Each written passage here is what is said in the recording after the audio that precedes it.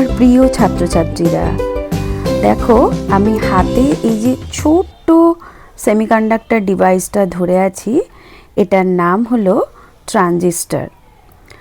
এটা হচ্ছে একটা এনপিএন ট্রানজিস্টর, যার মডেল নাম্বার BC547।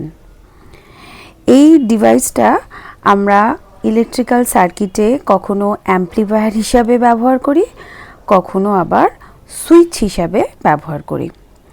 তো আজকে আমরা দেখব যে কিভাবে এই ট্রানজিস্টরকে একটা টাচ সুইচ হিসাবে খুব সহজে ব্যবহার করা যায়। দেখো, এর তিনটে লেগ আছে। এই যে বাঁদিকের যে লেগটা, এটাকে বলে কালেক্টর, মাঝেরটা বেস, আর একেবারে ডান দিকে হচ্ছে এমিটার।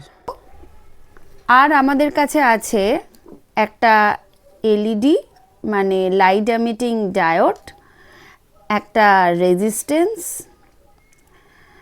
এটা হচ্ছে 33 কিলো ওহমের রেজিস্ট্যান্স, আর একটা ব্যাটারি 9 ভোল্টের ব্যাটারি। এবার আমরা এই ট্রানজিস্টরের এমিটার আর কালেক্টর লেগটাকে আমরা ব্রেডবোর্ডে গেঁথে নিলাম, বেসটাকে আমরা ফাঁকা রাখছি।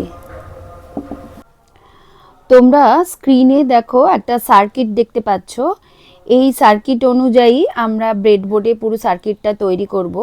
প্রথমে এলইডির যে শর্টার লেগ মানে যেটা নেগেটিভ প্রান্ত, সেটাকে আমরা ট্রানজিস্টরের কালেক্টরের সঙ্গে জুড়ে নেব, আর এলইডির পজিটিভ প্রান্তটা অন্য একটা পয়েন্টে বসিয়ে দেব।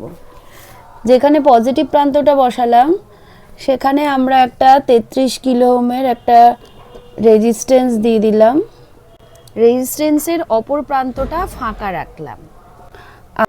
ব্যাটারির যে নেগেটিভ প্রান্তটা আছে সেটাকে আমরা এমিটারের সঙ্গে জুড়ে দিলাম, আর ব্যাটারির যে পজিটিভ প্রান্তটা আছে, এলইডির যেখানে পজিটিভ প্রান্তটা জোড়া আছে বা রেজিস্ট্যান্সের যে প্রান্তটা যেখানে জোড়া আছে সেইখানে আমরা জুড়ে দিচ্ছি।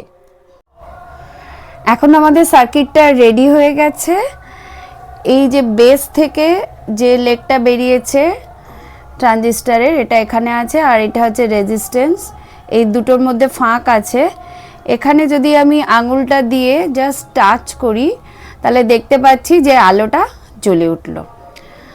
তার মানে আমার হাত কিন্তু এখানে তড়িৎ পরিবহন করছে।